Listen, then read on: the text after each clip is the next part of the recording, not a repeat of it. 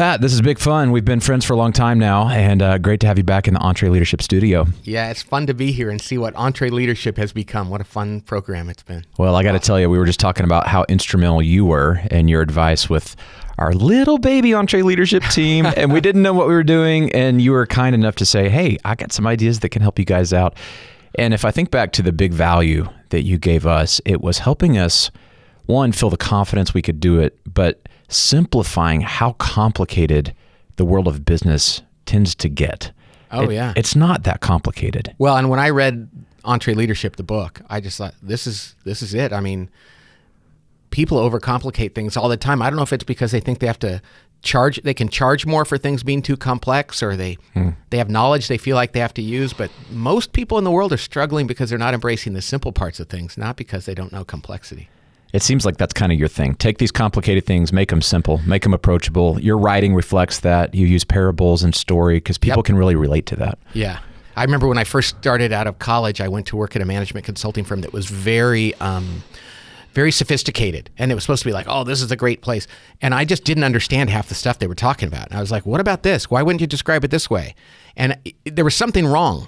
There was something like, I don't think we're here to help them understand. I think we're trying to impress them. And so I decided in my career that I was just going to describe things in language that people like me would appreciate. And so many more people appreciated it than I thought. Yes. And so that's kind of who I am. Yeah. I've said if I ever became a saint, I think I'd be the saint of the ignorant. You know, people that don't know a lot, but want things explained in a way they can appreciate it. Well, you and I know most small business owners, and most of our audience is that small business owner, 2 to 200 employees.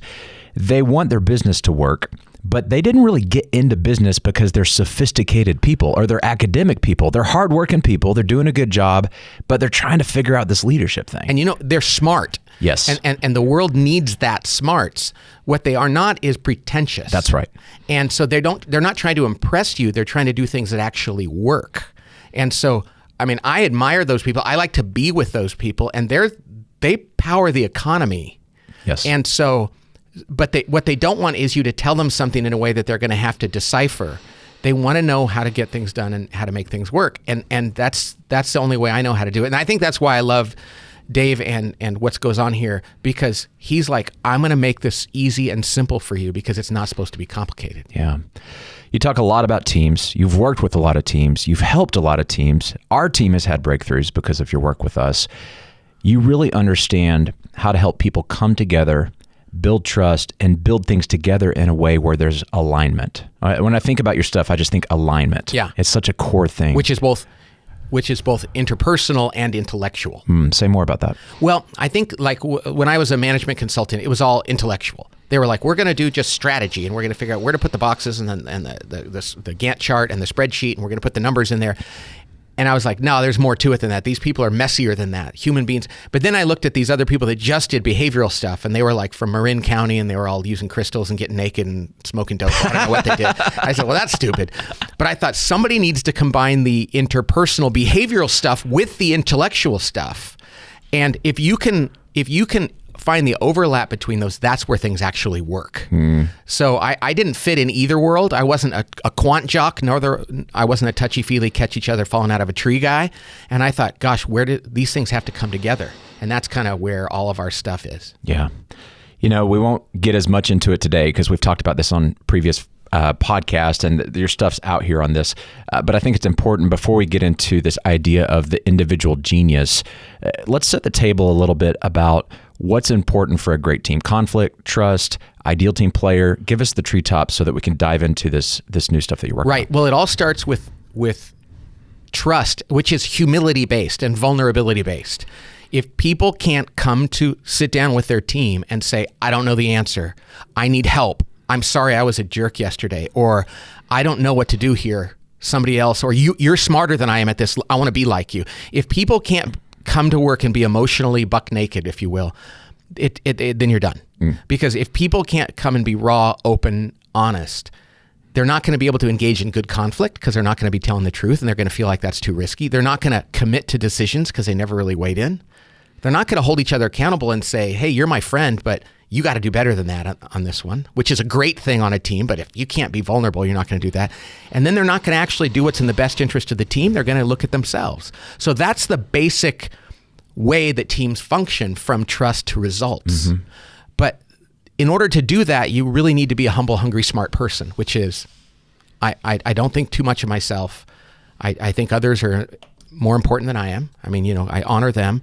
I work really hard. I'm hungry, and I'm interpersonally smart. I know how to deal with human beings. And if you can find humble, hungry, and smart people and put them in an environment where they build trust, have good conflict, hold each other accountable, and do all those things, it's going to work. It's not complicated. I know I just went through that very quick, and I talked about 8 different things, but it's very simple. Are there blockers to trust aside from not having those people who are hungry, humble, smart? Well, I would say there's blockers if the leader doesn't have that. And it's countercultural, by the way. I should say that too. People don't grow up thinking about being vulnerable. They teach you to grow up and, reveal just the parts of yourself that you think people will like. And this is a problem. So that's why human beings have a hard time being vulnerable, is because we think we're supposed to come into the world and protect ourselves. But that's not what makes a team great. So I think that if you have people that are humble, hungry, and smart, and the leader gets that and nurtures that, I don't know that there's other blockers. I'm trying to think, what might that be? I mean, there's environmental factors. Maybe you work in a company that doesn't like that, doesn't reward that. But if the person at the top thinks it's important and creates an environment from the top, and I will tell you, Daniel, that one of the reasons I work with CEOs and their teams is because it needs to be modeled from the very top. And it's not that they're more fun to party with, or I want to be important. I just think if you can get the people at the very top of the organization to do that, you have a fighting chance in the rest of it. And when I go into an organization and I start at the bottom someplace, they're constantly looking up and going, do you think they're ever going to get this?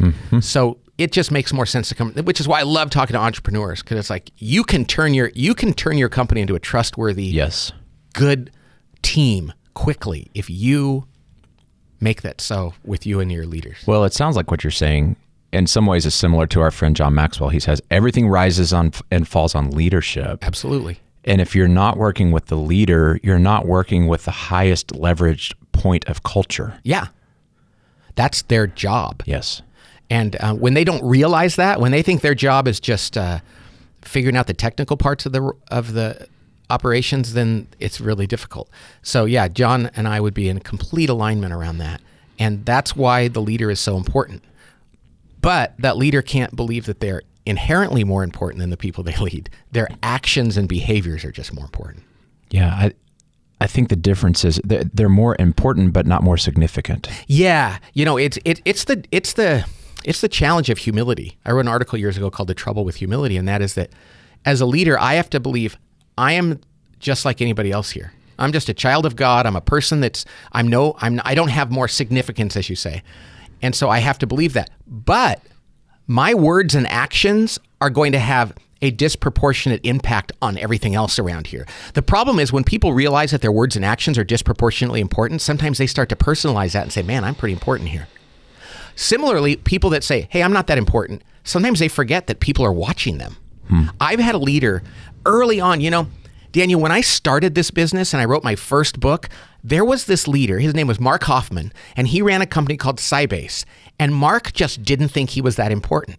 And people were drawn to him because of that. Like he'd walk down the hallways and treat people like, and here he was the CEO, this company was growing as $1 billion, and he just didn't seem to think he mattered. The problem was, there were times when I needed him to step up because I worked for him and actually be a leader. And he was like, oh, what do people care what I think? Like, oh, but they do. And so the trouble with humility is when a humble person discounts the impact they have on others rather than discounts their significance, but then understands their behavior. I hope that makes sense. It does. I've struggled with this in my leadership journey because I have a pretty charismatic, grab the bull by the horns, jump in there, make it happen, hope you can keep up kind of leadership style. And there's times I've realized that's not that healthy. I've got to slow down. And there's even times I almost artificially go to not saying or doing anything because I'm so concerned that my dominant personality is going to flood out everybody. But then that doesn't feel authentic. And like there's this tension of depending on how you're wired, how do we find that sweet spot? Well, I think that's one of the reasons why we look at this stuff about working genius, because now that I know what your working geniuses are, I look at this and I think, no, you're actually gifted in a few areas that you need to lean into, but there are certain times when they're not necessary or appropriate. And so you should not feel guilty about the gifts and the geniuses you have, but you should be humble enough to recognize there's times when other geniuses are being called for. I love that. So working genius is a model that you've been developing. Hey, I hope that didn't sound like I was trying to make a segue. No, I get it. I want us to dive into this because I think it's brilliant. So the idea is we all have unique strengths and unique ways of working, unique ways of finding energy. Talk us through, there's these 6 types of genius. Right. So there's 6 different geniuses, different skills that are necessary to get any work done. So these 6 things are, if you're doing a project, launching a program, running a family, a school, a church, whatever else it is, if the team that's responsible for that doesn't have all 6 of these geniuses, there's a gap there that needs to be filled. And those 6 things are the genius of wonder, which is pondering the bigger picture, like what's going on here and why is this like this? The genius of invention, I'm going to solve that problem you're wondering about. The genius of discernment, which is I have a good way of evaluating things and knowing if they're going to work or not. The genius of galvanizing, which is I'm going to get people excited and moving and inspired. The genius of enablement, which is I'm going to get in there and make this work, and I'm going to be the supporter and the helper and I'm going to be available to people. And then the genius of tenacity, which is I'm going to push it across the finish line. So those are the 6 things, and they're all geniuses. Some people will say, well, invention is the real genius. Nope. Without wonder, without discernment, without all the others, you don't have genius. It all comes together. The issue here is only 2 of these come naturally to any given person. You and I both have 2 that give us joy and energy and where we're naturally gifted. It's a God-given talent. Now, the problem is we'll want to use that talent all the time because that's where we're drawn to. So when my wife asked me to clean the garage, I'm going to use my geniuses even though they might not correspond to what she needs. We also have 2 that we're uniquely poor at. Okay. God gives us gifts and he also gives us deficiencies. And so there's things that we're not good at. Well, if we don't know what we're naturally gifted at, and we don't know what we're naturally poor at, how in the world are we going to maximize the goodness we bring to our teams and avoid the things that will probably drag us and our teams down? And that's what this assessment is about, which came about by accident. I've been frustrated in my work in mild ways for 20 years because there was parts of it that I didn't like and I didn't know why. And my team would be like, Pat, you love what you do, but why do you get so grumpy? And I was like, I don't know. And so one day at work, we just sat down and figured this out. And we were like, oh my gosh, I think this is universal. The 12 hours after coming up with this, Daniel, we wrote it on the whiteboard. One of our consultants saw it, shared with one of his clients, and the client started to cry and said, this is the problem I have. This is why he was emotionally moved. He said, I am struggling with this and now I understand why. So out of that, we decided, I think there's something here. And then now we have this assessment and it's out there and people are using it and it's crazy. So fun. And people look at it and say, I finally figured out why I'm good at certain things and why I'm not and how I need to adjust my career or my job or my family. I want to talk more about the assessment in a second. First, I want to stay at this philosophical level. There seems to be an unspoken, maybe even an unconscious expectation that's probably a myth, and that is that, well, all these things matter in everybody. I think leaders often think, I want all my people to care about all those things, almost like they're virtues that we should all be aspiring to do all of this. Why is that not the case? Because I think it's because we need each other. We didn't get put on this earth to live separate. I mean, and I'm a follower of Jesus, and if you think about it, God makes us need each other. And if any one person had everything, we wouldn't need each other. And I think this is what makes teams great. And people talk a lot about diversity. Well, diversity is primarily in diversity in your gifts. And so you have a team and if you can say, oh, I'm so glad she's great at those things and really celebrate her for that. And I'm so glad that he's great at those and celebrate him for that. It allows you to appreciate one another, allow people to do what they're meant to do. And it's what makes an orchestra great. But too often, and Daniel, I'll tell you, I think the 2 biggest impacts of this tool are people feel guilty for the things they don't have. Like, oh, I'm lacking that. I'm just bad. I'm not, I don't work hard enough. I don't care enough. It's a false thing. Secondly, they judge other people. They're like, well, you don't have that. we don't call it a genius or a gift. You're just not good at doing that. You must not care, or you must not work hard enough. And so when you do this, it's allowed me to feel less guilty about the things I'm not great at. Doesn't mean I still don't have to do them sometimes. It also has prevented me from judging others. Oh, I've done that so many times. Oh my gosh, we totally do. It's the fundamental attribution error. Well, you're not doing that well because you don't care. No, that's not their gift. Yeah. So now I can say to somebody at work, oh, that's okay. That's not your gift. Let's get somebody in there. Or, hey, that's not your gift, but I need you to push through this just this time. Okay. I like this. And I want to challenge, how do you discern when the case is that they don't care? And they're using it as a cop-out. Oh, that's not my gift. And you're like, no, your heart's not in this thing. I imagine we go back to hungry, humble, smart. Exactly. Because we all have gifts, but then we have to decide what are we going to do with them. And if a person has great gifts and they work really hard using those gifts, then they have passion. They just might have some big blind spots in other areas. Well, I can deal with that. But if they're not even working hard in the areas of their giftedness, that's a hunger problem. Okay. So we've got wonder, invention, discernment, galvanizing, enablement, and tenacity. And you notice it spells widget. Now, I have to tell you this. We got to the fourth one, and we were like, okay, this says widget. And you wouldn't have found two that started with an E and a T just to have a widget? No, it was actually even better than that. The E we couldn't think of a word for, and we came up with the E, and we're like, okay, we're at widget, and we thought, all right, what's the last one? And the tenacity really is a good word for it. There might have been a couple others, but we thought I might as well spell widgets because people can actually remember it that way. You sent me this thing a couple months ago, I think in the beta mode. Oh, no, you were one of the first people to take it. And I filled out. Testing it. I answered a lot of questions. I don't remember 40? much about the questions. 40 questions. 42, actually. And I'm actually just seeing my results for the first time right here as we're recording this. So talk me through what's wrong with me. Well, we've brought your wife in to help us with that. All right. But so your geniuses are invention. You love to come up with new ideas. A whiteboard and a blank slate is a good thing for you. Yes. And that is a natural gift. And you know what? You're saying whiteboard. We say that metaphorically. I love whiteboards, actual flip charts and markers and whiteboards and doodling and notepads and non-digital aspects of creation of just like getting the stuff on the wall, like sticking. I love that. So do I. In fact, my whole office, we just painted all our walls with whiteboard pretty much. That's the best use of a wall, Pat. Isn't it? Yes. We don't even have windows. I love it. Go in there. So you're good at, it's like you thrive in that early part of the creative process. Yeah, you get energy and joy out of creating new ideas out of nothing. Original, novel solutions to problems. It might be a product, it might be a solution, it might be just coming up with a new way of looking at things, but having an unstructured need to solve a problem is actually a stimulant for you. Mm-hmm. Do you know how many people will say, oh my gosh, that crushes me?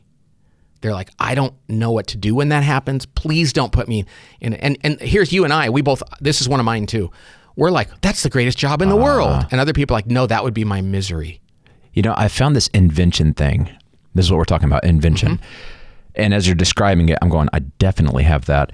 I've struggled when people ask me how you do the thing. So one of my favorite things is leading strategic sessions in a room with a bunch of people with large personalities like Dave Ramsey, and we've got a lot of conflict, and I'm the guy with the marker on the whiteboard. And I walk in with a very loose plan in my mind, very loose. In fact, it needs to be loose. And when we start talking, things come in my mind to start drawing on the board, frameworks and models and things that help us communicate better, and it just flows out of me. And people have said, hey, can you teach us how you do that thing? And I'm like, I don't know how I do it. It's a natural, it's a gift. It was given to you. And so it's not I read this book. Right. That's called expertise and knowledge. This is one of those things you were probably doing as a kid. Totally. And I was. Yes. And you know what's funny? That's not one that was really nurtured in me. So it was a frustrated I. My invention. Nobody was saying, hey, Pat, you're an invention.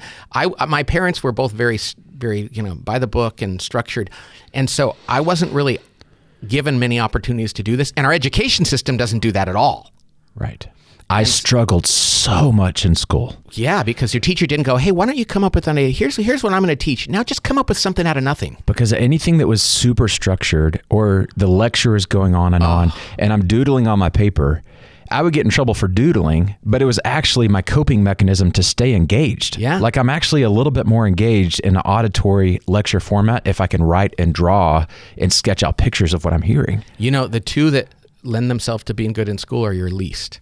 And mine too. This explains a lot. And mine too. We share the same lower ones. Now, your other gift, though, your other genius is you have the genius of galvanizing. What does that mean? That is the person who loves to get people moving, like to get people, hey, let's get in a room and talk about this. I want to get you guys excited. I want to recruit you. I want to do the initial part of organizing, just like, let's all start moving. Yes.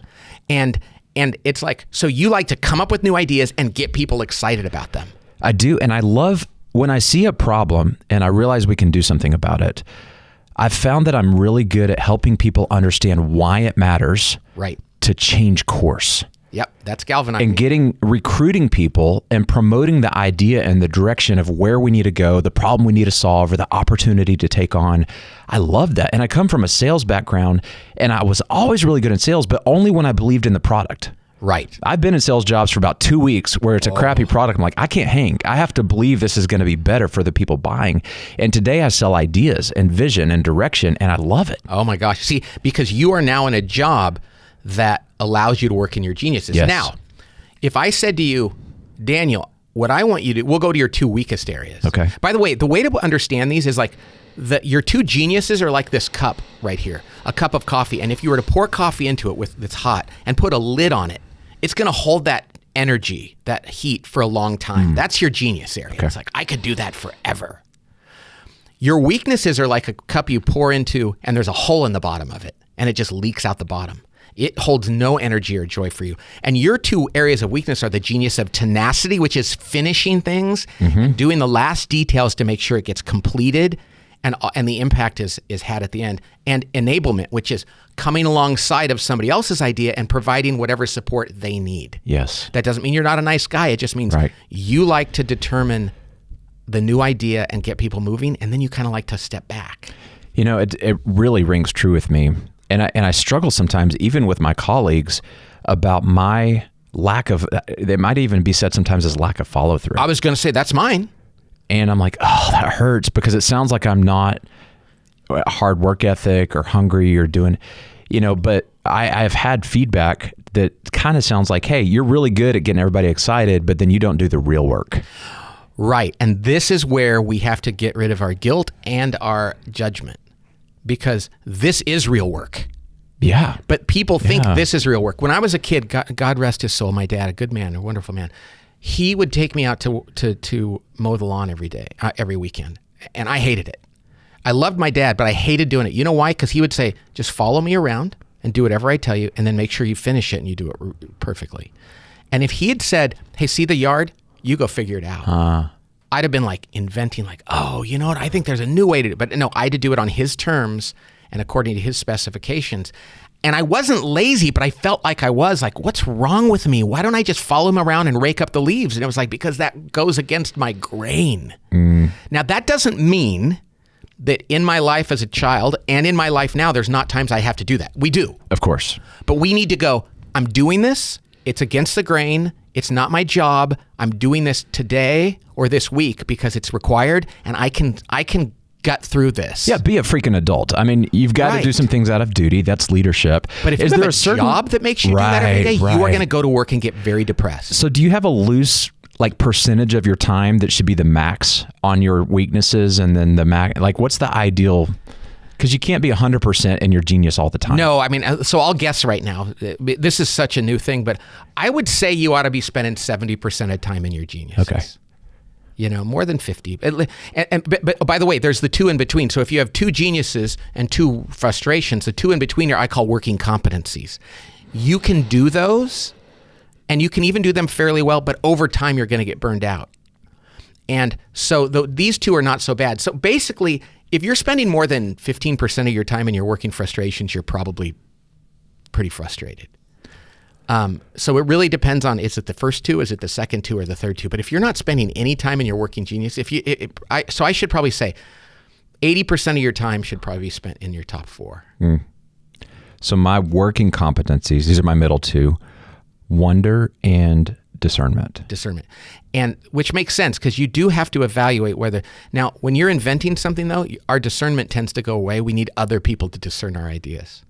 So if you go, I just came up with this new idea, you need to go to somebody with discernment and go, what do you think? Is discernment like, should we actually do this or not? Yeah. Or is it how practical it is? It's that gut feel like, I think this is a good idea, or I think this sounds bad, or, I think there's a few things missing. Cody on my team has great discernment. When I first burped out this idea of the working geniuses, he's the guy I go to and say, there's people I know that I would show it to and they go, oh yeah, I don't know. And I go, yeah, but they don't even think that way. But Cody was the guy I could go show it to, know that his reaction, and he looked at it and it was like, oh wow, this is bigger than the 5 dysfunctions. Really? He goes, oh yeah, the applications of this are far bigger. And his gut I need. Gotcha. Because I know that he has good instincts, good intuition, sees patterns. And so every inventor needs a good discerner. You know, it's funny you say that. I struggle with judging the value and the utility of, I have 1,000 ideas a day. Right. But I get so overwhelmed with all the ideas that I create in my genius about trying to figure out which one should we actually go do. Which one's a good one? We were working with Cody was working the people who helped develop this, with one of the leading innovation companies in America. Everybody knows that they have products, everybody uses them. And he met with one of their senior innovators and went through this. And their team, because this is a team tool, their team was great at wonder and invention, but there was no D or G. So they would invent something, throw it over the wall to the enablement and tenacity people, and half their ideas wouldn't stick because nobody was discerning it. They would just go, yes, let's invent it. No, let's not. Nobody was actually looking at it and talking about it and working with the inventors. So they were like, how come 50% of our new products they fail? And they realized we're doing no discernment or galvanizing. We go from invention to work. Yeah. It sounds like the discernment person has the ability to see the playing field and kind of sense the idea and then sense it active in the real world out in the wild and go, that animal's going to die in the wild, or no, it's going to go eat all the other animals. And and if you ask them how they do it, just like the invention, they're going to go, I don't know, but they were good at this as a kid. Huh. You know, they're the ones that can look at a movie and go, oh yeah, this was a fantastic movie. And I see this, and you're like, what do you mean? And you're like, I don't know, I can just tell. They're curators. Are they kind of prophetic? Are they good at forecasting and seeing the future and what's going to be a dog and what's going to run? Dave is really good at that. Dave's greatest talent is his discernment. He can look at something and go, yeah, that's a great idea right there. And then his next one is tenacity, though. So he goes, I just had lunch with Dave, and he goes, and then I go to, okay, we're going to do this. Yes, he does. And he goes, sometimes I leave people in the dark because he discerns very quickly and sees like, that's a great idea. And then he dives right to, so let's get it done. Well, and you know, I've observed this. I work with Dave for 17 years, and we're very close and can finish each other's sentences at this point. And I've seen him have a really high batting average on his ideas. That's discernment. And it gives him a confidence that I don't have to explain all the details. If he has that intuition, we should go here. Most of the time, he's right. Yeah. That's what discernment is. Okay. How come? And it's not expertise. Right. Because it's even in new areas. He has a really good gut. Exactly. And it's right a lot of the time. But the breakdown that we've experienced with this as our CEO, as the team gets bigger, and some of these people who need more information about how we're all going to get there together, especially if we have responsibilities to go execute what's in his gut, and it's not super clear, it's just a feeling he has. If he was by himself, he'd be right, he'd go off, he'd do it, and it would win. But as a leader, we've got to, and I have a little bit of this too, like we can leave the team behind, we can run off and do it without him. So part of this, I think, is we're getting our team to all work through it together or understand it at a level they can execute on. Right. And you need to know what your team members, what their geniuses are too. Because they're literally people you go, hey, we're in the discernment phase of this, and this is hard, but your D isn't so high. I have people that work with me that go, I don't have any D. So let me know as soon as you guys discern that this is the right idea. I'll weigh in if you want, but you guys know that I'm not good. I need data, linear, all this other stuff. So when you guys decide it's the right thing, I'll jump back in.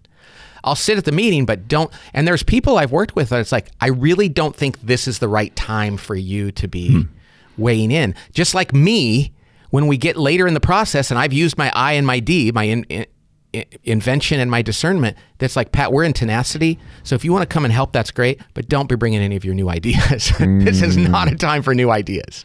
But think about Dave back in the in his house with Sharon and the card table. He had D. He saw the right answer and he went out and executed did it. Yes. It makes sense that a guy like that, but he had to have the big picture. Like, I knew this is the right thing, and I'm going to get it done. So how do we set up our teams when leaders are often tasked with vision and figure out where we're going? And not all leaders are visionaries. That's true. But they're still responsible for a vision, right? Absolutely. So if vision is our thing, we got to figure out how we set up our team to follow us and be bought in, have the data, whatever the case may be. Or if vision's not our thing, we have to have a vision. How do we fill the gap, the deficit, and make sure that we're cohesive with the team that's going to get there together? So I have a small company, right? So I can relate to all the entrepreneurs out there. I mean, many of you guys have bigger companies than mine. We're a think tank and a consulting firm, and we partner with a lot of people like yourself. But so we sat down and we did this, and right away the answers became obvious. So I was doing all the G'ing all the galvanizing in my company, and it wasn't one of my geniuses, and it was exhausting me. And I finally said, that's why I'm grumpy, you guys, because I have to galvanize everything. Amy, Tracy, Karen, 3 of my co-founders and early people, none of them liked me. That was their working frustrations. So they go, well, Pat, at least you're good at it, so you're going to have to galvanize everything. And it was driving me crazy. So what I did is I said, okay, Cody, you have G. We have a 22-year-old kid on our team. He has G. We said, Liam, you're going to start Gene. And he's like, what do you mean? I don't even know what I'm doing here. And we're like, doesn't matter. We can teach you that. But you have the gift of galvanizing. And he's like, but the rest of you guys are like 25 years older than me. I'm going to galvanize you. And the people that were 25 years older said, yes, please. We want you to rally us and kick our butt because we will lose our way. And we will come alongside and do what you ask us to do because you are good at that. And he's like, I get to do one of my geniuses, even though I've been in this job for 2 months. Most places would say, well, and when you've been here 10 years, we'll let you do that. No, it shouldn't be about seniority. It should be about your genius, your gift. Gotcha. And so your job as the leader, Daniel, is to figure out what the gifts are of the people around you. You've probably got a W on your team who loves to sit, and you're going to go, I need to hear what you have to say. And then you've got E's and T's on your team that you need to just, when they say, yeah, you don't follow through, and you, darn right I don't. And I'm so glad you do. And I'm going to champion you for doing that. But I am not great at it. Now, in a pinch, you let me know and I'll set myself on fire for you. But I am not good at this. And if you rely on me to finish tasks and to provide what other people need like that, yes, that's not my genius. You know, I have found people that are good at finishing tasks and they're responsible and they're hungry and humble and smart. I'm pretty good at being able to delegate things to them and they do their stuff and I can steer their energy. But even though I'm a galvanizer, I really struggle to hold people accountable week in and week out. Check in. What's the latest update on the project? Okay, how's it going? Okay, you know, I'm going to challenge that. I think you could do that. Like pushing on people consistently over time. Because once I launch the idea and I've rallied people, I'm just expecting them to be adults and go get it done. And all of my headspace goes into the next idea. I forget to stay in touch with the team. These people are usually better at that because they understand the E and the T. Yeah, because I'm kind of like, do you guys need me to go in and do another cheerleading session? They're like, no, we need you to go and look at our plan and say, hey, you got to do more here. You got to do more here. And you and I are like, because we have similar profiles. Yeah, I think my energy for that is pretty low. Now, that's not an excuse. What you need to do is sit down and go, maybe I need to work that into the system and make myself do it, but just know that you're not going to naturally do it and you're not going to be awesome at it. Maybe there's a way to build that into your system. Let me give you an example from my home life. Okay. So my wife and we share the lowest area is tenacity, the finishing of things, which is often detail and pushing through to the end. One day I came home from work and the lights didn't work in my house. And I thought, oh, wow, power goes out. Hey, I think the neighborhood, the power's out. And she said, no, it's not. Well, no, but these lights aren't working. She goes, yeah, it's not the neighborhood. What's going on? She says, yeah, we didn't pay the power bill. Well, they usually send you a notice. Yeah, we kind of set that aside a few times. And I thought, and I look at this now and I go, that is predictable given our... Now, Dave would go, great. Well, you knucklehead, you got to do your bills every day. You know what I mean? But Laura and I, we don't pay attention to that. Now, that's not an excuse. Like, well, kids, we don't have any power. We realize, though, that is understandable. Now, she and I both love invention and wonder. So we can talk about big picture things and come up with new ideas all the time. But if I don't have somebody with me to help me follow through and get them done, it ain't going to happen. I'm really fortunate that my strengths and my wife's strengths, I'd love for her to do the test, but I'm already seeing kind of how we are much more complementary instead of the same deficits. And she actually keeps me on track on the finish, the follow through and the tenacity kind of stuff. Oh, isn't that great? Yeah. And you want to celebrate that. You know, like, I love that you're the way you are. We use it in our house now. My wife will say, I need your G. I need you to galvanize the kids around their homework because it's not working. I'm not good at it. I don't like to do it. I'm just nagging them. With the same thing. And I enjoy it because I'm like, all right, cool. What creative way can I come up with to trick them into loving eating their broccoli? Exactly. And she's like, how do you get them to do that? I'm like, I don't know. I made it fun. And she's like, I don't have patience for that. You know? Right. And the thing is, she shouldn't feel guilty for that. Yes. She should go, I'm so glad my husband does that well. I don't. I really like that because we beat ourselves up, especially as parents. Oh my gosh. We feel like we have to have all the skills and be super parents. Well, and think about this. If there's 2 parents, there's 4 geniuses if you don't have any overlap. That means 2 of them you don't have. That's true. So every family is going to look at this and go, oh yeah, we never do that. And it's really helpful. You know, we priced this dang thing at $25 and everybody said, you should price it more because it's really an enterprise thing and you could get companies to do it. We were like, no, we want a mom and a dad to have their college kids take this. Yeah. We want a person that's starting their career or in a job they've been in for 20 years and they're not we want them to go out and be able to take this and read the report and really digest it and go, I know exactly what I need to do now. And by the way, if anybody takes this, there's a discount code for 50% off. And it is Entre. Yes. E-N-T-R-E. E-N-T. Capital letters. R-E, capital letters. And they go where to get their... workinggenius.com. So guys, go to workinggenius.com. And for those of you just listening, Pat's pointing to my results are printed out here in front of me. And it's a really compelling, simple to digest dashboard, essentially, that gives me a summary of my genius. And I'm literally seeing this for the first time. And in this conversation, I'm understanding it and processing it. But man, light bulbs are already going off with my team and my family, things I could lean into more. I'm thinking of projects that I'm responsible for at work right now that I need to raise my hand and go, hey, I shouldn't be doing this based on my genius. And I should be helping them over there more because I have that genius. And just a few minutes of working through this. And I want business people to get this because this is a really great tool. And if you have a small business and everybody on your team takes this, you're going to look around and go, hey, let me do that for you. And people are going to go, thank you. I can do that for you. And productivity goes up. Job satisfaction goes up. Let me tell you, that makes everything work. Mm-hmm. That's the beauty of this. It's good for the individual and it's good for the team. It's a win-win.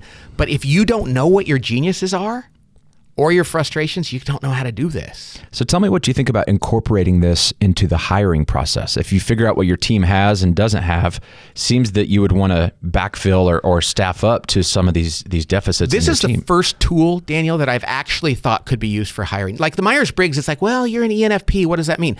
Well, there's a lot of things. That's more of a personality and underline. This is actually the kind of work you like to do. So it would be a favor for somebody to say, listen, we're hiring somebody to be an office manager. What you need to do is respond to the needs of people and to make sure things actually get finished. That's largely enablement and tenacity. If those are your working frustrations, then we're going to make your life miserable and you're going to make our life miserable.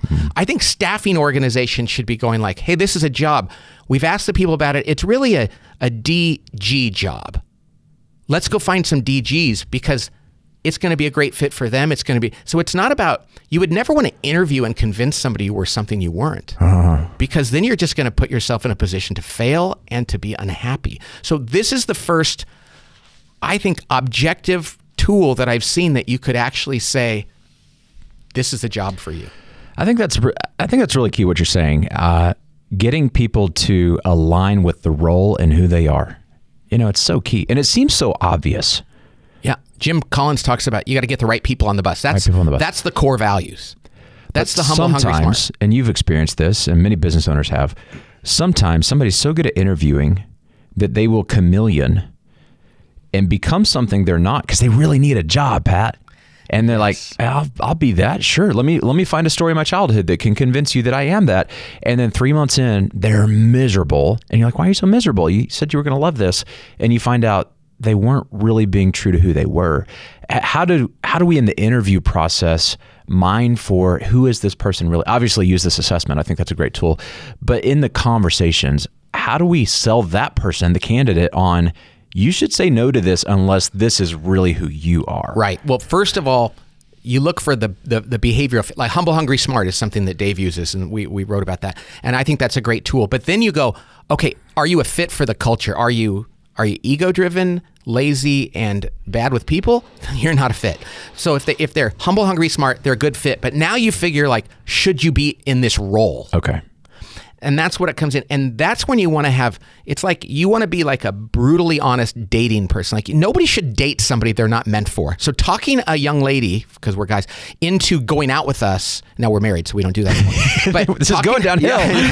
Talking a young lady into going out with you that is not a good fit for you, and pretending you're somebody you're not to make her think you are, that's just a great way to have a bad relationship. Okay.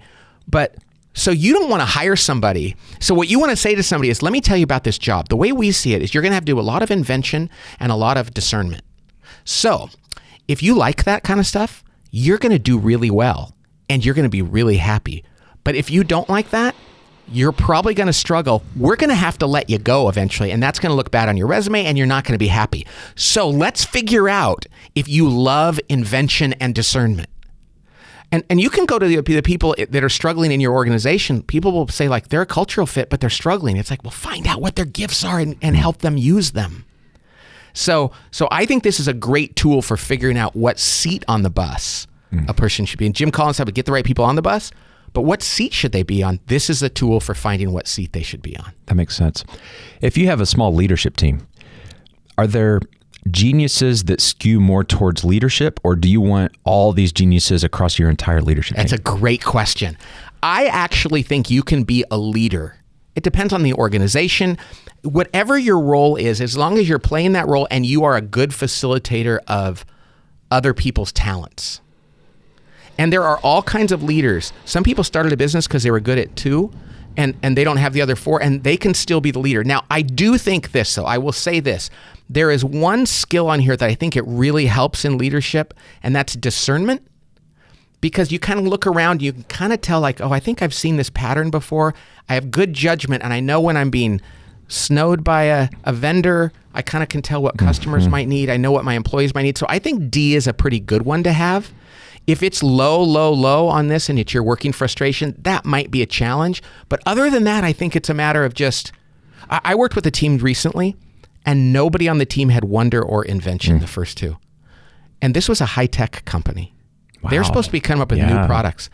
And not only did they not have wonder or invention, but most of their working frustration were in those areas. And they said, oh my gosh, this is why we're not coming up with new products. This is why we're not seeing what our customers need, because we're not pondering what's going on around us, and we're not thinking. We're all about execution.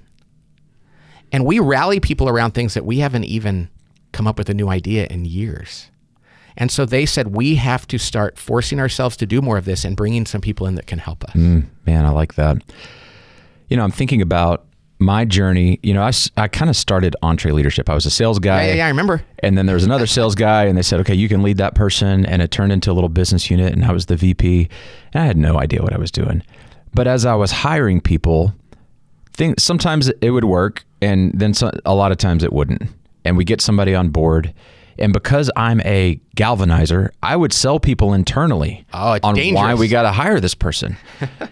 And I thought I could sell them on why they would be great for the job. I'm the consummate, and I'm the invention, right? I'm high on invention. And so I have these ideas, and then I find the person, and I would have this tendency to look past all the reasons I shouldn't hire them. Yep. And so the story continues. EntreLeadership's growing, and Sarah Solyan, you know Sarah. Yeah. She becomes the VP of EntreLeadership, and I move on to the board. And I'm like, okay, this is your baby. Run with this thing. And she's like, can I fire all the people that you hired that we shouldn't have hired? I'm like, what are you talking about? And we laugh about it now, but what we realized is Sarah has tons of discernment. Right. She's a discerner. And I, through a lot of pain of, self-inflicted pain of making bad decisions and hiring the wrong people, and also her having the pain and finally saying, Tardy, I've had enough. You've done all these things and I have to clean up all the messes. And I could have told you that if you listened to me the first time, this was a bad idea. And I started to trust, like, okay, Sarah, if you say it feels funny to you, I don't even understand it, but I've learned that I've got to listen to that. Exactly. Because and a discerner wants people around them to do that, because they want people to go, we trust your gut.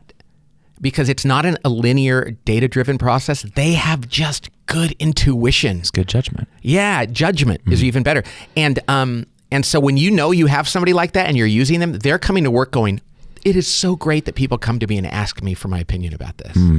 Whereas if they have to argue to get people to listen, it's like, oh, this is crazy. So I love the fact that she linked your I and your G, providing D. And Yes. that's why it works. Well, we partner so well. Once we figured this stuff out, and man, this assessment, where was this 8 years ago, Pat? Yeah. Gosh, man. Somewhere in held the out back of on my us. brain when I was frustrated in my job. So we kind of figured it out through Hard Knocks. But once we did figure that out, we started getting a lot more clarity about our roles, where I would function more like the CEO and then she was more like the COO. And so she really became the chief of staff. Yeah. The hiring and are they the right people in the right seat and who needs to stay, who needs to go.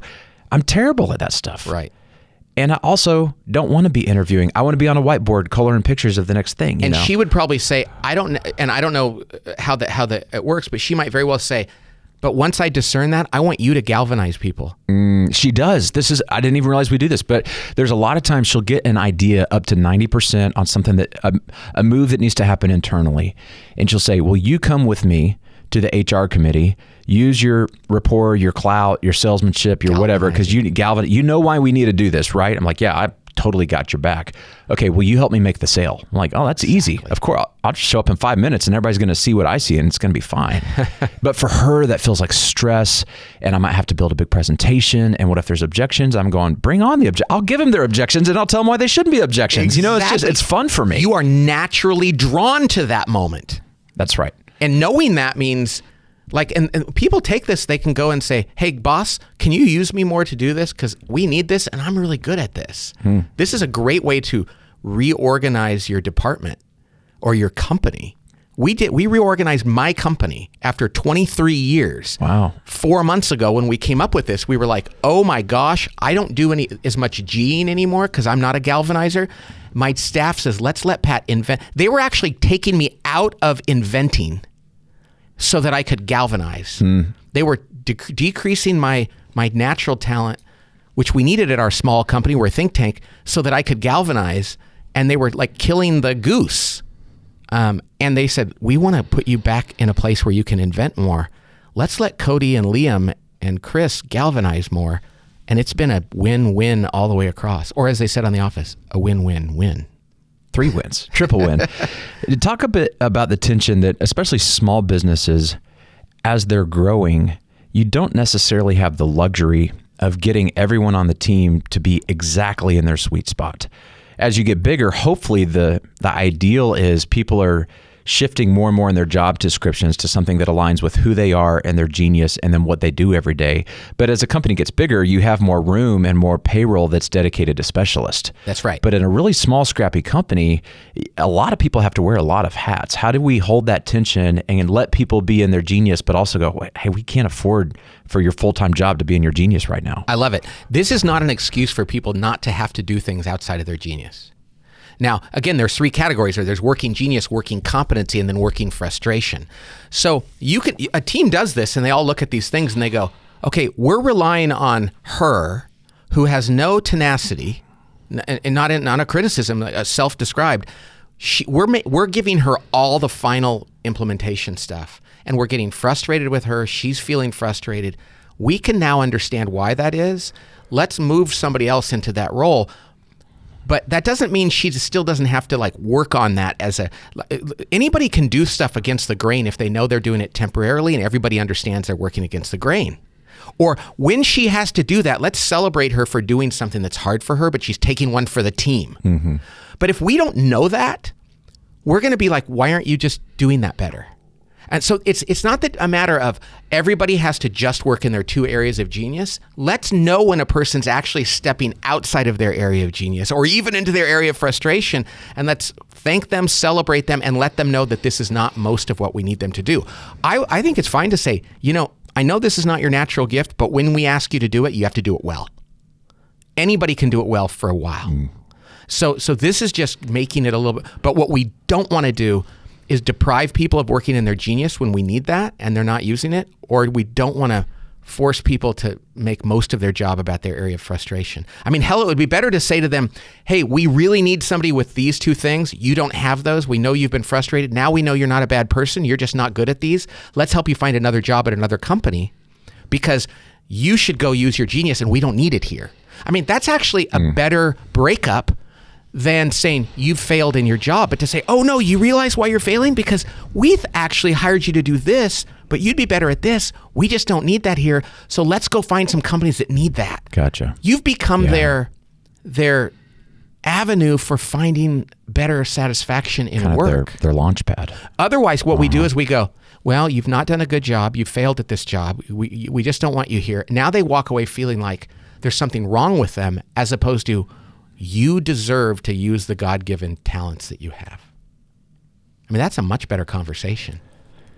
I know this assessment is newer, but I understand that the thinking that's gone into this is decades old. Yeah, I mean, I've been struggling with this for 20 years. You've felt this tension. So reach back in the archive and tell me a story about when this is going really well and what happens with a company when a leader is really intentional to get this orchestra singing off the same sheet of music. Everybody's got a different instrument, but we're all playing Beethoven together and it sounds beautiful.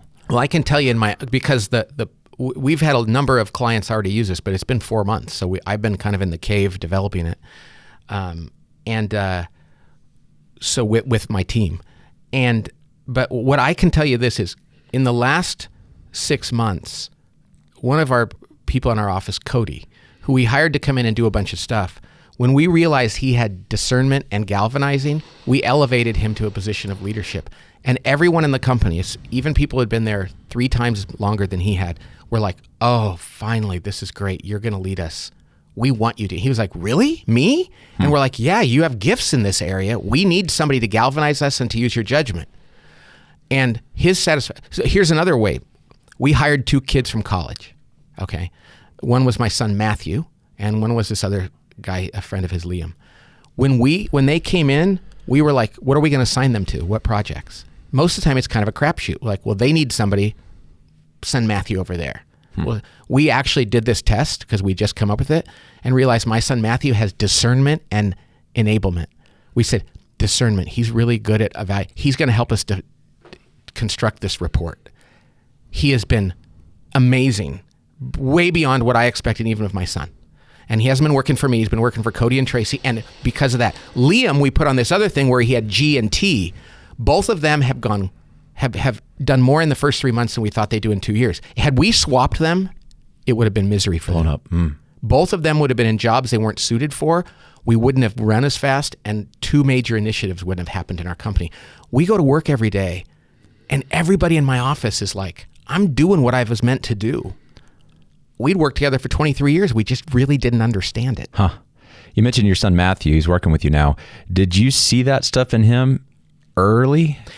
When did you start noticing as your child who is developing, these are probably his geniuses? Without this language, I mean, it made sense, but I'm seeing things in my son who lived with me for 18 years. I'm seeing things I never understood because now I understand his genius. Like, I didn't understand that he had the genius of enablement because I don't have that at all. He is a really helpful person. And his leadership in every organization he's been in is because he comes along and serves others in exactly what they need. I never got that because you don't see that as a son in your family. And I've done this with my 14-year-old and my 18-year-old, and I'm getting glimpses into them. So what did that look like in retrospect, now that you know?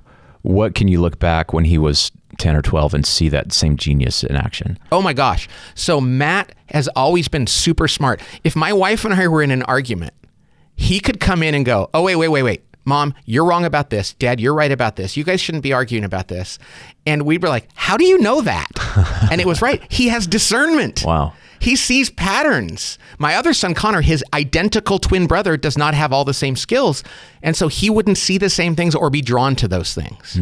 So now Matthew is helping us develop this report, and he goes, that question right there, people are going to interpret it wrong. And we're like, dude, you're 22. We've been working at this for years. And he's like, yeah, this. And we're like, well, how do you know? And it's like, he has good gut. And so I didn't see those things. It's a weird thing to see your kids in a new light and realize I was with them all the time, but I wasn't looking through this lens. It's a bit of a tangent, but I'm curious how our current education system is not really helping people develop into their geniuses. Well, let me and tell how you. we can do something about that. Because Our current education, and you said you didn't like school, says this: do what you're told on our terms. I'm the teacher. This is the assignment, and finish it and do it perfectly. Now, that's great if you're enablement and tenacity. And you'll talk to people who said, I loved school, I did well, I found it pretty straightforward and easy because they were task-oriented and they took instructions and they did that. That's my wife. She loved it. 4.0, sigma cum laude, and she was incredible at the art of going through school. Exactly. But if you said, okay, we're going to change the educational paradigm, we're going to give you a case study, and then you're going to have to come up with it. And there's no right answer. It's going to be like, and you know, those classes in school, like in college or when they actually said, go invent something. Mm-hmm. I never went to school. In my school, we never had the inventors fair or the science fair. So my kids actually get to invent new products. I would have been like, this is awesome. Some kids shine during that. And some of the ones that are good at classic school are like, I don't know, I can't come up with a new invention. And think about your own kids as they go through these things. Some of them are drawn to this kind of activity and some are drawn to those others. So grades are great for people with enablement and tenacity. I have a son who's really good at wonder and enablement, which is my wife. And he's a wonderful team player and a deep thinker, but he is just not motivated by going above and beyond on all his assignments. So is my job to say, hey, Michael, you're going to get bad grades. Just live with that. No, I have to say, Michael, your education system requires this of you. I'm not going to hold him accountable for being perfect. I'm going to teach him to have a strong work ethic, but I'm going to tell him someday you are going to love your job and you're going to love what you study because you're actually curious about it and because it allows you to serve others through that. It's interesting you say people with enablement and tenacity need a scorecard. They're going to get good grades. And I've noticed people on my team going, hey, can you tell me if I'm doing a good job? I'm like, we're telling you all the time. Of course, you're a rock star. How do you not feel like you're doing a good job? And they're like, yeah, but can you give me like a report or a regular check-in? Like they really want that clarity. And I'm so like, I know I'm doing a good job and I know what it looks like and feels like. I'm always out front just going. And I don't need a lot of written feedback or an annual review. I don't know that I've ever had one nor cared, because it's just kind of like, I guess if you want to write it down. But there's some people that really crave the concreteness of the report card, if you will. And you want to honor them because that's what feeds them. When they see like my teacher approved of me and he or she gave me this score, that gives them energy. For me, I love ambiguity. I want to see people smiling and saying, anecdotally, that really helped me. And that's enough for me. Yes. I don't need to go give me all the data. I like the ambiguity because it really resonates with me. And it's not because I want loopholes to not be accountable to something. It's because when things start getting more concrete, my inventor feels like I can't run and be free and limited. Create. I'm being limited. And so it feels stifling to that invention kind of thing. You know something else? I don't trust the data. I don't either. I trust the look in somebody's eye when they say, this really worked. And I found that when, like, I was a management consultant and I would look at the data and go, I don't believe this. And they would go, well, the same thing. If you can't put it in data, I'm like, no, but intuitively, this is what, and they go, yeah, they don't pay us for our intuition. They pay us for our data. This makes so much, I've always wondered why I'm so skeptical about data. Yeah. And when people come in and say data, data, data, I'm like, yeah, you can make data say whatever you want to say. Let's go talk to some people. That's right. And granted, there are certain things that we should never do because they really do require data. It's like, okay, we're going to buy this house and here's the mortgage and here's how we're going to calculate. I'm like, no, I just have a good feel about this. And they're like, well, your good feel isn't going to make me happy when I'm losing money on this. So there's certain professions, certain jobs that require enablement and tenacity, or tenacity and discernment, and other jobs that require invention. Yeah. And here's the beauty of this. When you take this, whether you're a parent, whether you're right out of college, whether you're in a career or even toward the end of your career, it's going to give you such obvious insights that we find that application happens about 15 minutes after you take this. You take 10 minutes to do this, you read it for like 20 because there's really interesting stuff and a few videos in here, and you go, I know what I'm going to do. I'm going to go to my boss and I'm going to say, I could do this now. Or I'm going to go look for another job. Or I'm going to hire somebody to help me in my house because my wife and I are both bad at this. I love it. The application is so quick. It's very rich. Talking about the data versus intuition thing, it strikes me that there's probably even seasons of an organization. Yeah. I think with Ramsey, I've been here 17 years. There was a time when shooting from the hip, being a cowboy, going with your gut, being that inventor, entrepreneur, ship ideas, try it, fail a lot, move fast. There's a time that really got this thing off the ground. And then we got to a certain size and a certain scale, and we had some really smart people join us. Jen Sievertson on our operating board, Herb Jenkins, Michael Finney. These are data people. Yeah. And it took them a while to get the rest of us cowboys to listen to the data, but they started showing us at the scale that we were at why we needed to do some sample sizes and some tests. And don't throw the baby out with the bathwater. Yeah. But you need to actually add these new things in order to scale and grow. That's what happened. Now you're going to come up with a new idea and you're going to launch it like EntreLeadership was. You're going to want people that are comfortable with wonder and invention and discernment. But then there's other parts of the business, like, I don't know if it's Financial Peace University, where we know what we're doing, we're scaling it. How do we get into more churches? That person with wonder and invention might very well frustrate the crap out of them because they're like, we have to execute here. Right. And that's why you're right. Different stages of products, different stages of company, different kind of things we're working on require different geniuses. And the people that have the right ones are so glad when you ask them to do those things. Well, here's what we figured out. This is cool. So our buddy Jim Collins, we know Jim, he in the book Good to Great talked about the concept of the musket balls versus the cannonballs. Yep. And the idea is a musket ball is a small amount of black powder that you shoot to calibrate where the cannonball is going to go so you don't use up your sacred resource of black powder. And it strikes me that if you're doing this well, you get your wonder inventor people saying, these are the musket balls we should be shooting. But then your data discernment people can go, before we spend all the money on the cannonball, let's do some testing and validation in the marketplace, and then we can go whole hog. Right. And that validation needs to involve intuition. Because otherwise it'll be just data for the sake of it. It needs to have somebody going, what's the right thing to measure? What's the right? It's not saying you can't use data, but you need that discerner to go, let's measure the right things. Yes. And I know what those things are. And then once we've figured out we've done that, let's galvanize people, and then the implementers can come along. By the way, the 3 stages are wonder and invention, that's ideation. Okay. Discerner and galvanizing, that's activation. And then enablement and tenacity is implementation. Gotcha. And you need all of that. Well, and the discernment part, the market validation piece, we have people now on our team, they're full-time product managers, and their job is to get data, but then also spend hours and hours and hours talking to customers and putting little prototypes in front of customers about a page that we're going to stand up and say, tell me how you feel about that page, or tell me what you would click on if you saw that page.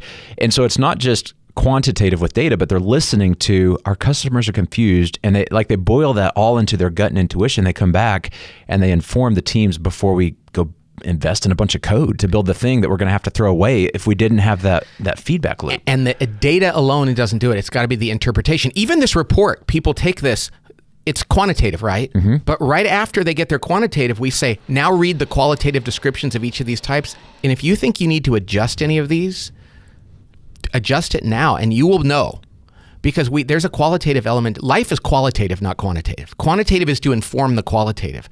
At the end of reading this, we want people to decide, yes. Now, as it turns out, people usually look at this and go, that got me.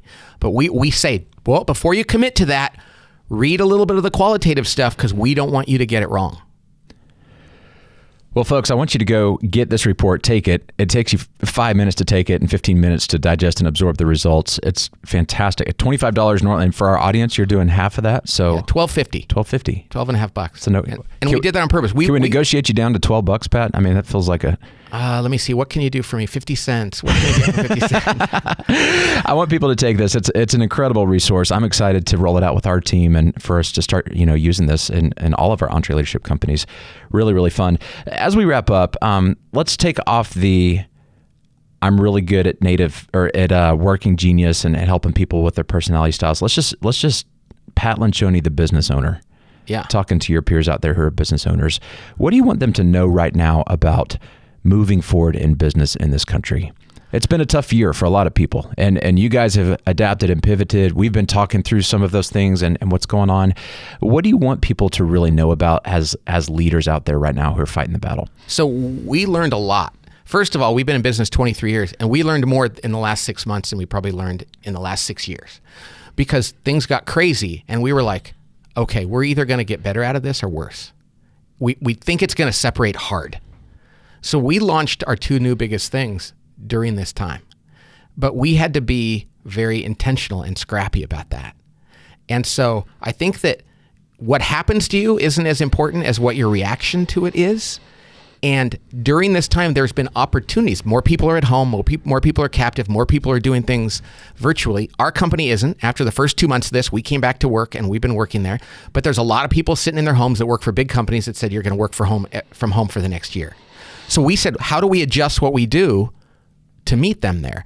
So as a result of that, we feel like this has been the richest period of our company. And so being scrappy and opportunistic, that I don't mean that in a bad way, because COVID and all that stuff is not good. But you have to say, am I going to get out of this stronger, or am I going to come out of this weaker? Also, during this time, we've tried to build even stronger relationships with one another, because we feel like people are more human and more in need. So let's pour into each other more. And as a result of that, we've been able to get more done as well. Also, I think that what I would say to listeners is, I appreciate a society that's built on freedom, democracy, and capitalism more, because it makes for opportunities. And we have to realize that's not a guarantee, that if we lose that, we're going to regret that for the rest of our lives, because you don't recover from that easily. So I would just say, as a business owner, I want to make sure that we do not. This socialism is a terrible, awful, horrific thing. Human cost, dreams, lives, everything else. So I just would say to people is really protect that and value that, and know that this does not happen in every other country. Well, that socialism suffocates entrepreneurship. Absolutely. It's impossible to be an entrepreneur in a socialist And nobody cares environment. about what your working genius in a socialist country. They're like, you're going to do what we tell you to do, and you're going to do it the way we want you to. And if you have a dream or this bothers you, tough.